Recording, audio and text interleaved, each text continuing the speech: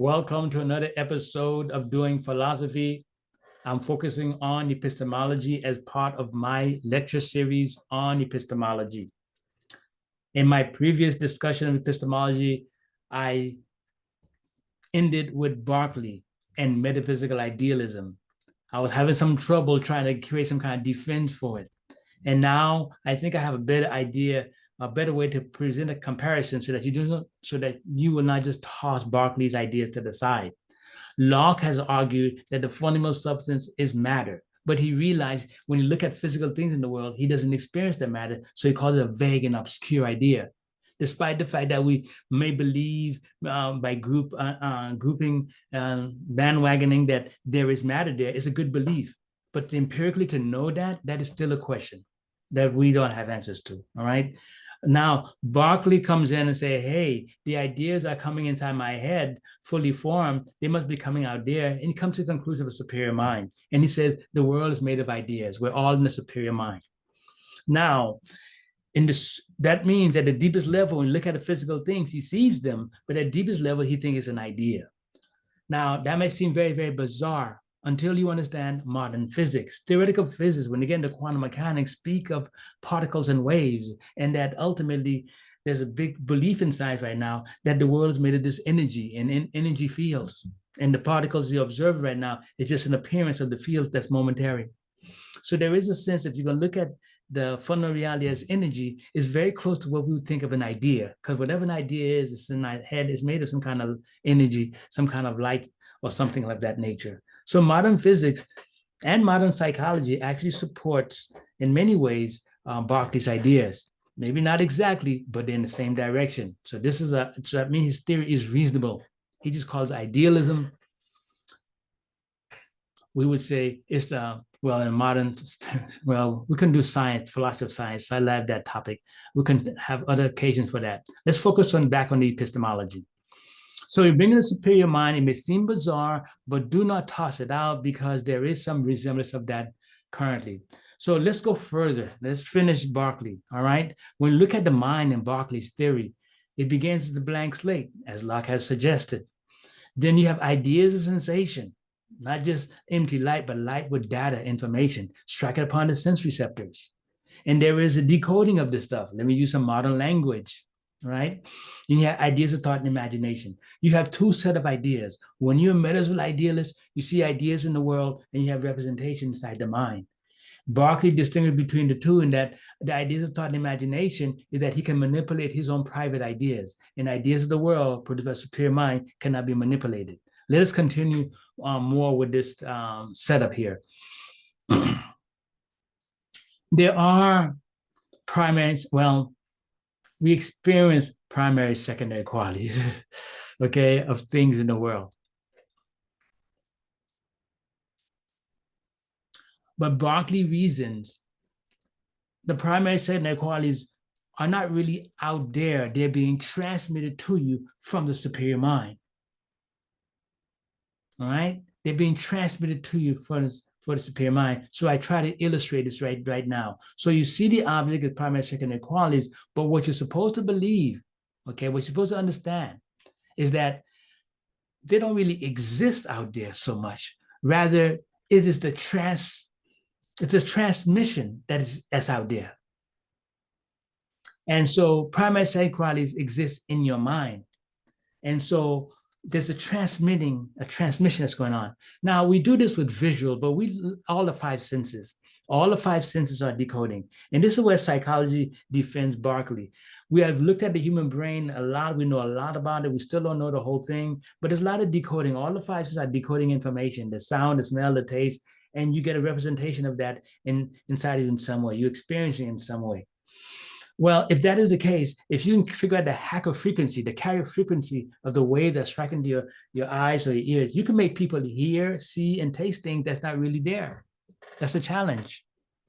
You may not believe in the superior mind. The superior mind, in that case, will become the hacker. Once we figure out the carrier frequency of the brain, the hacker will hack whatever nature is presenting, and boom, make you see and hear what you want, right? So modern psychology, as it has advanced in trying to understand the human mind, the brain, it's not that far from where Berkeley is tossing us. right? He's a superior mind. We would just say what reality and illusion is a common word they use. But I don't want to go too far into the philosophy of science right now. I just want to play with the idea of what this philosopher think knowledge happens to be and look at some of the problems that this theory faces. When we do the philosophy of science, we can get into some of those topics about, reality being an illusion and things of that nature. But when we get inside the mind, Berkeley and Locke say the exact same thing. Ideas of primary qualities gives me knowledge. Ideas of secondary qualities give me knowledge. In terms of Locke and Berkeley, they're saying the raw experience give me knowledge.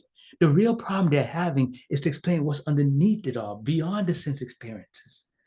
Locke argued, when I go beyond my senses, I'm gonna believe there's matter there. I don't know, but I'm going to believe it because it makes sense to believe in something that other people are believing in, basically, right?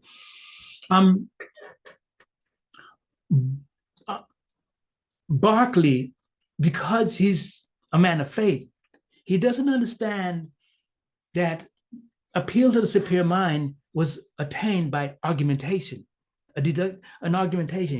He was engaged some abstract argument to the possibility of what could be there, and he called it a superior mind. This kind of argument is not, it's okay, it's an argument, but it's not empirical. He didn't claim to see the superior mind. Even as a man of religion, a theologian, he does not say, I experienced God, I went to lunch with God. So in his regular day-to-day life, he doesn't say, I experienced God directly like that. So in his theoretical analyses, because of his man's faith, I believe he was unable to see the full implication of the superior mind. Namely, it's a vague and obscure idea. To have such a notion would be like to doubt that there's a God out there, even though he's not looking at the Christian concept of God. He's looking at a philosophical concept of God, arrived through philosophy, a theosophy. And so therefore there is a challenge to him. He doesn't see that, he doesn't experience the superior mind by experience. So when we come concluding to his theories here, we have the external world, but now things have changed. The whole external world exists in the superior mind. There are invisible signals traveling to us, but now it carries data. We call it data today, but he called it ideas. This is very important. He is correct. The understanding behind television, Wi-Fi, and everything. He saw that intellectually when these things did not exist. This is genius. This is genius. All right, I see that moment of genius there. He saw it, and then okay, today we use it in technology and everything else like that. But if it's occurring in technology, it also means it's true in epistemology.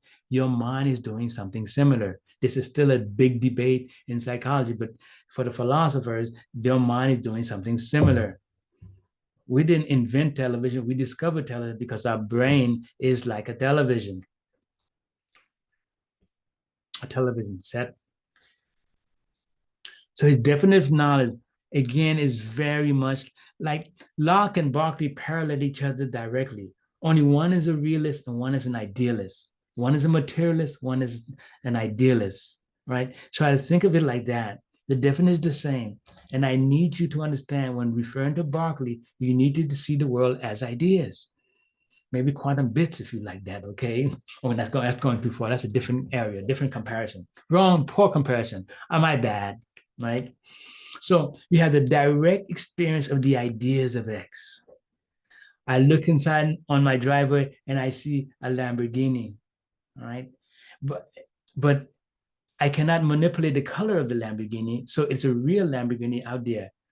Because of that, I say it's a real Lamborghini produced by the superior mind. I have the primary secondary qualities in my mind. These exist only in my mind because the superior mind has created a Lamborghini inside of me and then used that to somehow send this thing into my mind. The detail of the transferring from the object to the mind is vague and obscure. I don't have that to give you, but I'm just presenting it to you in the way it's supposed to have occurred. If you don't mind for a second, indulge me for a second here.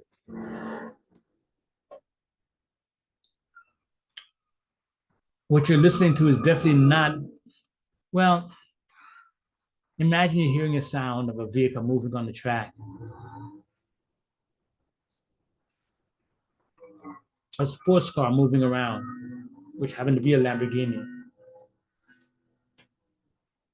And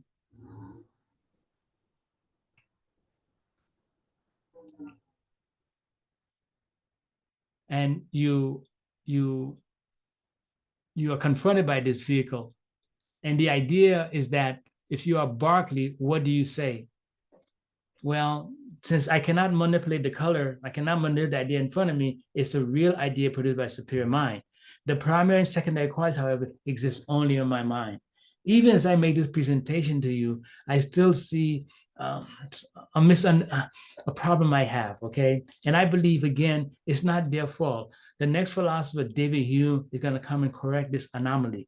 David Hume is going to realize that the object is out there, and then you have your empirical ideas. David Hume is not going to say the empirical ideas, the primary and secondary ideas exist only inside your mind. He's going to allow you to have both on both sides. For Locke and Berkeley, Locke split them up. Primary qualities in the world, secondary qualities in your mind. George Berkeley is very, very close to the same thing.